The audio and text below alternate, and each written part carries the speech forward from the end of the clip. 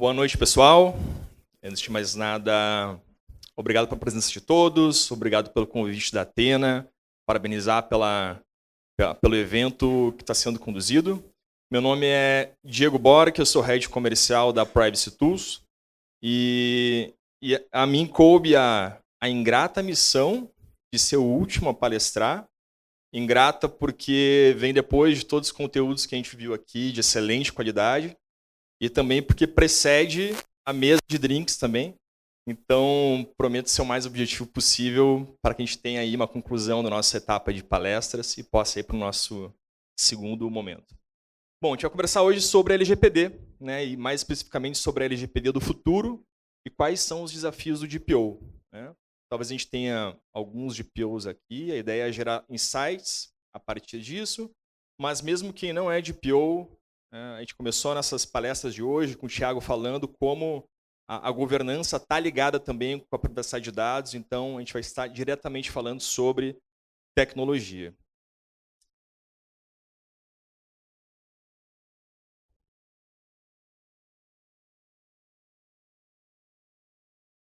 Para começar e para olhar para o futuro, eu acho que é importante a gente lançar um breve olhar para o passado. Né? LGPD já está no olhar, nos ouvidos de todo mundo, mas não é difícil perder um pouco a perspectiva do porquê da LGPD. Né? Sair um pouco, então, só da questão legal, a lei surgiu em tal data, se vai vir multa, não vai vir, mas a gente contextualizar o conceito, né? O porquê que, afinal de contas, falamos hoje no Brasil sobre LGPD. Bom, pessoal, acho que todo mundo já deu o CPF pelo famoso desconto, né? Isso tudo só para contextualizar. Então, fica muito frio, às vezes, quando a gente fala unicamente com base em LGPD, em lei. E a gente esquece que tem todo um movimento acontecendo de aculturação, aculturamento, né, da sociedade em relação a um tema muito importante. Né? E aí, se a gente for olhar em relação ao cenário que vínhamos tendo até agora, para o passado, e o que estamos vivenciando, nós tínhamos desde a promulgação da lei, que aconteceu em 2018, 2020 a lei entra em vigor. E as sanções administrativas só passaram a ser aplicáveis a partir de agosto de 2021.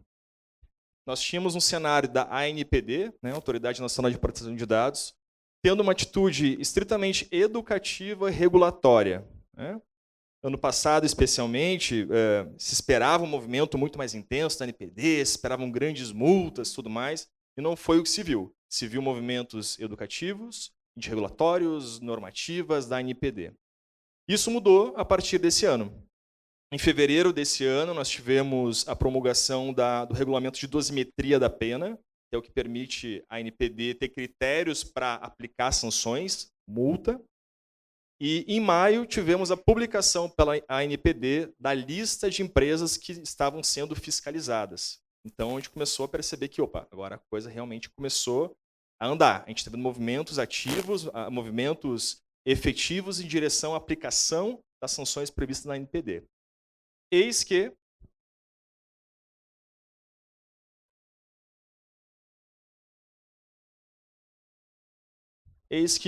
no mês de julho de 2023, mês corrente, tivemos a primeira aplicação de multa pela ANPD.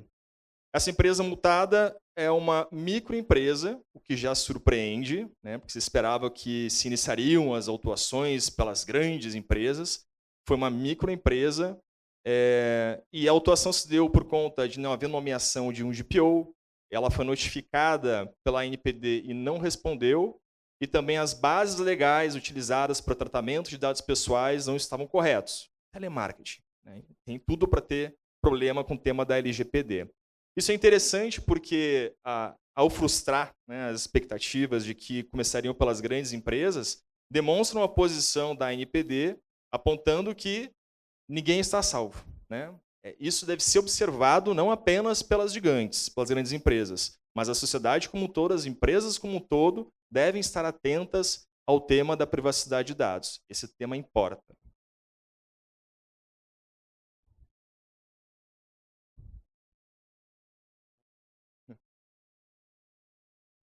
Muito bem, vamos falar então um pouco sobre como é que nós hoje olhamos o tema da LGPD.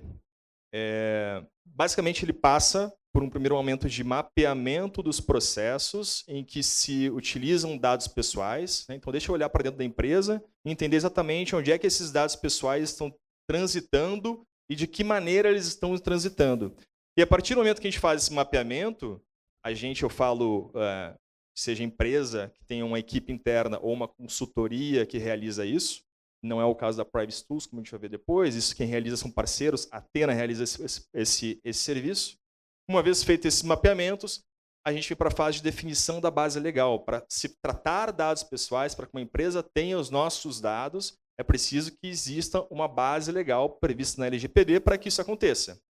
Se fala muito da base legal do consentimento, né? Então eu dei um ok lá num banner para dizer que eu aceito receber promoções, por exemplo, mas essa é só uma das 10 bases legais que autorizam uma empresa a utilizar os dados pessoais. O importante é que alguma base legal tem que estar corretamente sendo utilizada.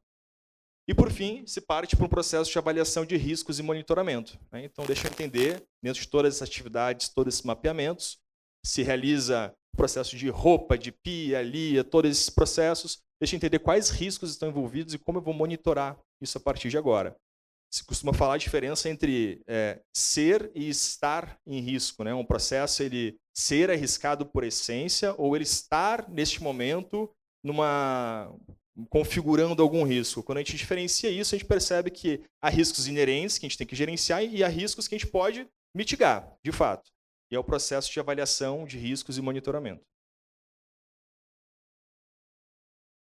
E uma vez feito isso, a gente parte aí sim para um processo de implantação, né? Vamos implantar, então, um processo de uma jornada de privacidade dentro da empresa.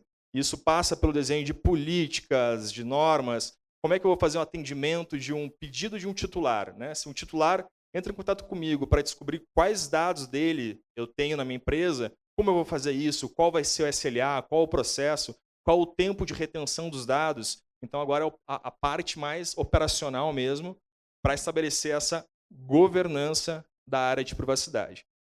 Isso, em maneira muito resumida e muito abstrata ainda, é em cima disso que vai circular, que vai se basear um processo de jornada de adequação LGPD hoje, como nós encaramos isso, né?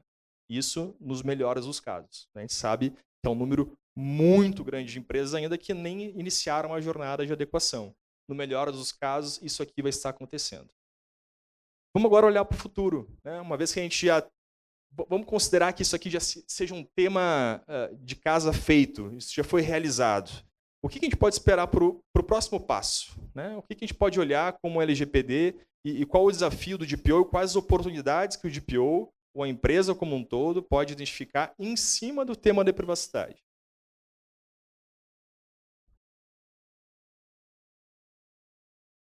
E o primeiro ponto que eu gostaria de trazer aqui é agregar valor aos processos. Aquele que capitania o processo de adequação à LGPD, ele, por excelência, está monitorando, permeando todos os processos da empresa. E, ao fazer isso, ele tem uma oportunidade de ouro de trazer valor para esses processos, né? E a gente faz isso, por exemplo, identificando atividades necessárias, sem valor agregado. Tem-se aqui um exemplo, um processo em que os funcionários têm que submeter para o seu gestor um pedido de férias. Então, submete um formulário, esse gestor vai receber esse input, vai analisar e vai mandar um e-mail para o RH para pedir aprovação dessas férias. A gente já vê aí que tem um processo que não tem nenhum valor agregado, né? Tu precisa primeiro um formulário, depois um e-mail para o RH, aí tu já tem informações circulando de maneira desnecessária e eventualmente crítica, quando na realidade poderia se criar um sistema unificado, né? Faz um input dessa informação e dentro desse próprio sistema é analisado pelo gestor e depois aprovado pelo RH. Então, só um exemplo, como ao analisar esses processos, o DPO vai ter a oportunidade de gerar valor, né? Assinalando ações duplicadas, apontando atividades de risco, né? Onde, por exemplo, processo comercial, para se enviar alguma proposta comercial, é recolhida informações em demasia, inclusive até com informações bancárias, CPF do responsável legal. Será que isso aqui não poderia ser tido de outra maneira ou armazenado de outra forma? E com isso tudo, o negócio como um todo acaba crescendo, né? Então, a gente parte de uma vertical de privacidade e a gente percebe que essa atividade como um todo leva o negócio para um novo patamar.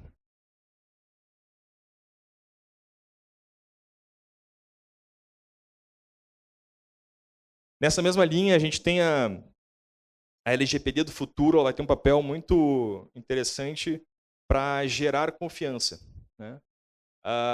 Como, por exemplo, avaliar atividades que possam gerar conflitos de interesse. Então, um processo em que algum colaborador, algum gestor está aprovando algo sobre si próprio, ou que ele não deveria estar aprovando, né? Ou outro exemplo, um analista na área financeira que vai fazer o processo de reembolso dos funcionários. Então, ele vai lá aplicar, submeter lá 1000 pedidos de reembolso e esse processo tem que ser aprovado pelo gestor. Só considere que, nesse caso, uma empresa, um fluxo muito grande, tem 1000 pedidos de reembolso a ser aprovado pelo gestor, com SLA de 24 horas. O gestor, a gente sabe que, de regra, muito ocupado, qual a chance de ele realmente fazer uma verificação cuidadosa desse processo, olhar passo a passo? Então, novamente, começando lá da ponta, mapeamento de processos, como é que fluem essas informações pessoais, é a oportunidade de se dar um passo para trás e olhar em perspectiva como é que estão sendo feito toda essa dinâmica e agregar valor. Será que a gente não poderia, então, ter, ao invés de 2 pessoas realizando isso, 3, uma que vai lançar esses pedidos de reembolso, outra aplicar para submeter para o gestor fazendo uma pré-análise e o gestor só aprova? Então, tu começa, a partir disso, a gerar confiança. O que seria, então, o caso de estudo de segregação de função, né? E um último ponto aqui muito interessante também, promover interface com as áreas, visando atuar com foco no cliente. Exemplo também interessante. Quando um cliente realiza um negócio com a empresa, não é raro que se faça o envio de um formulário de satisfação. Depois, se envia, o time de marketing envia um formulário para oferecer um outro produto. Depois, o financeiro envia uma outra cobrança validando tal. E aí, por estar segregado e não ter uma união dessas áreas, tu perde o foco no cliente. De novo, ao fazer essa análise de processos, consegue promover uma interface. Então, o DPO vai ter um protagonismo muito maior no sentido de unir essas áreas em prol do cliente. E isso, no fim do dia, gera confiança, né? Tanto confiança interna dos processos que estão sendo respeitados, também como confiança do cliente na empresa, no negócio, a ver que, puxa, eu estou sendo olhado como um todo, porque para o cliente a empresa é uma única coisa, não são várias áreas que estão em prol dele. Então, se a gente unifica a comunicação de uma maneira que ele se sente atendido como algo único, isso acaba, por fim, atendendo o negócio de maneira muito mais interessante.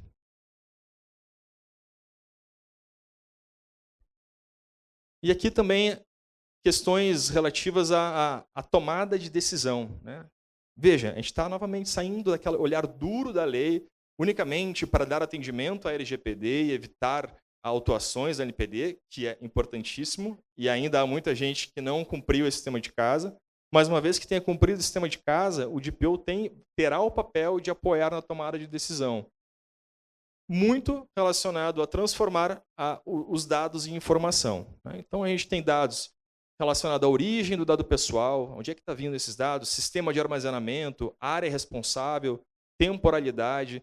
Então, numa eventual necessidade de alterar o sistema X da empresa, o DPO vai poder oferecer informações valiosas sobre, olha, ao se alterar o sistema X ou para tal outro sistema, vai afetar de tal maneira todas essas bases de dados. Então, a melhor opção tende a ser a A e não a B.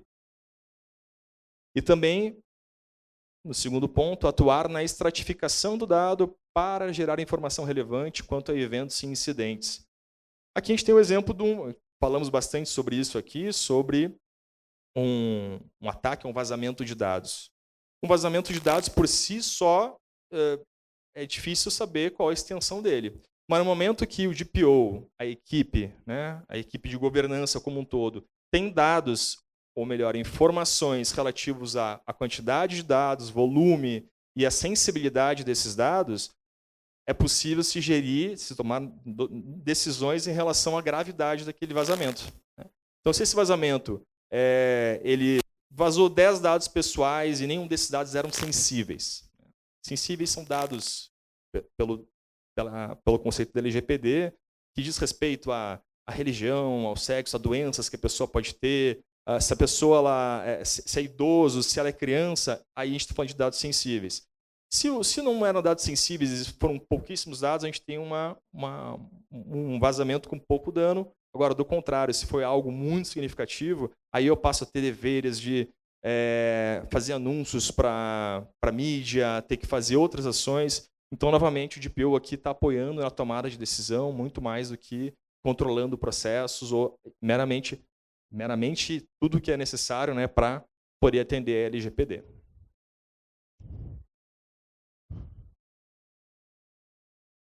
E aí, também, nesse sentido, acelerar a entrega de resultados, com automatização de processos, de conformidade com a LGPD. O processo de adequação ele pode tanto ser muito manual como automatizado. E a gente percebe que, à medida que cresce, ou se aprofunda, ou se avança na jornada de adequação, convém que se utilize mecanismos para automatização, sob pena de ter que aplicar muito esforço de homem, de equipe, e eventualmente nem conseguir atender na dimensão que é necessário o processo de adequação. Considerar a privacidade para o negócio, né? Então, a privacidade ela tem um valor não unicamente para atendimento da lei, mas, como a gente viu, para gerar confiança aos olhos do cliente, para poder trazer valor.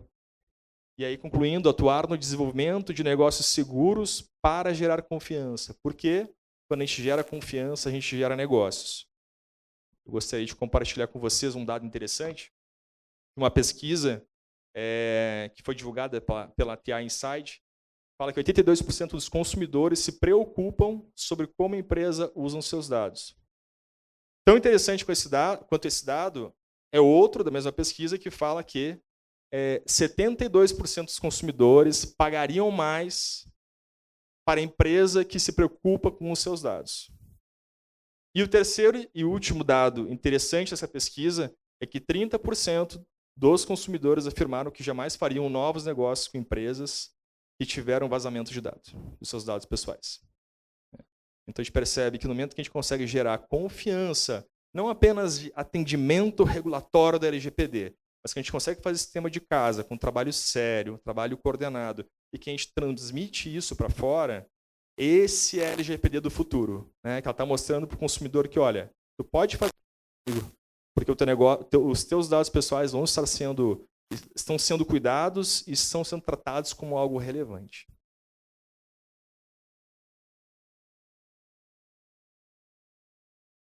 E aqui a gente traz, então, a gente deu um olhar para o passado, nós lançamos um olhar para o futuro, mas ainda resiste o desafio presente, que é como dar atendimento, então, como essa governança pode vir de modo efetivo para se estar numa jornada de adequação LGPD. E veja que a gente fala em jornada e não em projeto, porque estar em adequação ela realmente é algo que de começo, meio e vida, né? Como fala o professor Regis Bonzatti. Tu não vai, de regra, chegar num fim porque é uma cultura que tu cria, mas os processos iniciais têm que ser tomados. E aí a Privacy Tools, enquanto uma plataforma de gestão de privacidade, oferece a base tecnológica que apoia todo esse movimento, né? Nós temos a Tena como parceiro que entra com essa parte de consultoria em si, de adequação, e a Privacy Tools ela é o ferramental tecnológico que dá vida ou que possibilita esse processo. Eu vou brevemente passar aqui, a gente está ilustrando aqui os módulos que compõem a ferramenta, para que a gente entenda no fim do dia por onde passa esse grande ciclo de adequação. Porque a ferramenta ela vai de ponta a ponta passando pelas etapas e necessidades de um processo de adequação. Isso é interessante para entender, afinal de contas, como é que se adequa, o que no fim do dia é um projeto de adequação. Numa primeira camada, no primeiro segmento da ferramenta, nós temos, que é o Marketing UX, nós temos o bom e velho conhecido gestão de cookies, e isso é o movimento inaugural, né? Não é segredo para ninguém, mas é necessária uma ferramenta que execute isso de maneira efetiva, por exemplo, com o sistema de autoblock, E se não foi dado o aceite para ser feita a coleta de cookies, realmente vai bloquear aqueles cookies, né? E isso não é qualquer ferramenta que tenha, isso é necessário que tenha para que seja atendida a LGPD. Gestão de políticas, a gente conversou lá no começo sobre parte da implementação, passa por geração de políticas que mostram como é feito o atendimento à LGPD. E nesse módulo a gente permite tanto a centralização de todas as políticas da empresa, e aqui não só de privacidade, para que estejam todas num único lugar, para que a revisão seja feita dentro de um time, num único lugar, e que a publicação das políticas seja feita através da plataforma também, evitando a cada nova atualização ter que submeter para o time de TI, entrar no roadmap. Isso traz muito mais autonomia para o time de governança, o time de privacidade. Uma segunda camada, nós temos um módulo de gestão de consentimentos, que é uma das bases legais para o tratamento de dados pessoais, né? Então, no momento que nós demos autorização para a farmácia poder nos mandar uma promoção, a farmácia tem que ter um registro desse consentimento. E é isso que a ferramenta faz, ela coleta esse consentimento e se integra com as ferramentas de e-mail marketing, por exemplo, com a RD Station. Tanto para o consentimento que foi dado, quanto o que foi revogado. Porque uma coisa que irrita muito é a gente querer se descadastrar do e-mail e continuar seguindo, recebendo aqueles e-mails. E a ferramenta permite esse gerenciamento. Pedido dos titulares, a LGPD, ela prevê que qualquer um de nós tem que ter a capacidade de acessar uma empresa e fazer um pedido para ela. Por exemplo, quais dados que você tem de mim? Ou outro, eu quero que tu exclua todos os dados que tu tem de mim. Nós podemos fazer isso, é direito por lei. Ou outro, eu quero saber com quem exatamente você está compartilhando meus dados. E assim por diante. E é importante que a empresa tenha um canal que permita esse processo. Isso pode ser feito com um e-mail colocado no site, dpo@empresa, ou se cria um canal específico para que se realize. O que a Privacy Tools permite? A criação de um canal que vai centralizar todas as informações, vai notificar o DPO, vai permitir que dentro da empresa seja feita toda uma cadência de workflow, porque, por exemplo, se alguém pergunta para a empresa X, quais dados você tem meu? Isso envolve não só a área de privacidade, isso envolve a área de RH, a área financeira, a portaria, tem que saber de todas as áreas se alguém tem dados daquela pessoa. Então isso pode se tornar um processo muito complexo, sendo que a lei prevê um prazo muito exíguo. E a plataforma permite automatizar em grande medida esse processo. O módulo de auditoria ele permite gerenciar todos os processos de auditoria sendo conduzidos pela empresa, por exemplo, ISO 27001, que a gente já conversou aqui. E agora, indo para a terceira e última camada da ferramenta, temos gestão de incidentes. O que é isso? Aconteceu um incidente vazamento de dados. O que eu faço agora? A lei prevê que a gente tem que fazer um comunicado para impedir num prazo curtíssimo. E como é que eu formalizo os passos que eu estou tomando para mitigar os prejuízos, como a LGPD impõe? A ferramenta traz todos esses templates, automatiza todo esse processo. Seria tipo um seguro de carro, né? A gente nunca quer usar, mas se bater o carro, tu quer muito ter esse seguro. O data mapping, que é o nosso módulo carro-chefe, que permite fazer todo o mapeamento de dados da empresa, de ponta a ponta, por onde entra o dado, onde é armazenado, com quem é compartilhado, por quanto tempo fica armazenado e quando ele é descartado. E depois disso emitir relatórios, né, para atendimento a fiscalizações e tudo mais. Data Finder, que é um módulo que permite um mapeamento de todas as informações pessoais dos dados da empresa, inclusive máquinas pessoais, máquinas dos colaboradores, para que se identifique, puxa, deixa eu saber onde tem dados pessoais, se tem dados sensíveis e aonde estão esses dados. E a partir disso eu faço um controle, uma gestão muito mais eficiente dos bancos de dados. Inclusive permitindo a automação lá com aquele módulo de pedido de titulares. Porque veja bem, imagina se o volume é muito grande, tem muita gente entrando em contato contigo. Você não quer ter um módulo que já se integre com o teu banco de dados, já encontre quais dados pessoais tem daquela pessoa e já responda automaticamente para ela? É isso que o módulo faz. Então, se o Fábio perguntar para a ferramenta lá, no canal, quais dados eu tenho meus aí guardados, a ferramenta ela vai incorporar isso, vai se comunicar com o Data Finder, varrer toda a base de dados e já automaticamente responder para o Fábio. São esses dados que tem, CNPJ, o CPF e o teu endereço, por exemplo. E, por fim, o módulo de ESG, que é um tema bastante palpitante, é um módulo novo da Privacy Tools, aqui já flertando um pouco fora do tema da privacidade, mas a gente teve alguns insights interessantes, alguns clientes novos nessa área, Mas já foge um pouco o tema da palestra, só aqui por curiosidade. Pessoal, aqui rapidamente alguns cases, temos mais de 700 empresas atendidas hoje, e entre Petz, Fleury e Feng, mas o que era mais importante da nossa conversa hoje era passar esse cenário da onde viemos em relação ao LGPD, né, para onde vamos e quais são os desafios atuais. E em relação aos desafios atuais, para quem quiser conhecer mais da Privacy Tools, o trabalho da Athena, venha falar com a gente depois, com o pessoal da Athena, e a gente bate um papo. Tá bem? Muito obrigado.